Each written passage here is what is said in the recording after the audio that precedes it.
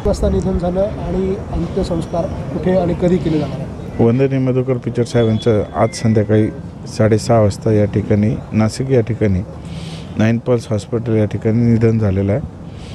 त्यांचा अंत्यविधीचा कार्यक्रम त्यांच्या मूळ गावी राजूर या ठिकाणी उद्याला 4 वाजता त्या ठिकाणी होणार आहे। ठीक आहे। त्यांचं पार्थिव अंत्यसंस्कारासाठी कुठे ठेवलं जाणार आहे कार्यक्रम? अकोल्याला जे अकोला कॉलेज आहे आणि पक्ष कार्यालय ऑफिस आहे या 2 ठिकाणी तिथं ठेवलं जाईल। सकाळी 10 वाजता देवठाण या गावी जाणार आहे, तिथून 10:30 वाजता पक्ष कार्यालयाच्या त्या ठिकाणी येतील आणि साधारणपणे 1 वाजेच्या दरम्यान अकोला कॉलेज या ठिकाणी ठेवण्यात येईल आणि नंतर राजूर येथील जे मधुकरराव पिचड विद्यालय आहे त्या विद्यालयामध्ये त्या ठिकाणी लोकांना अंत्यदर्शनासाठी ठेवतील आणि नंतर मग पुढील विधीसाठी राजूर निवासस्थानी नेण्यात येईल त्या ठिकाणी।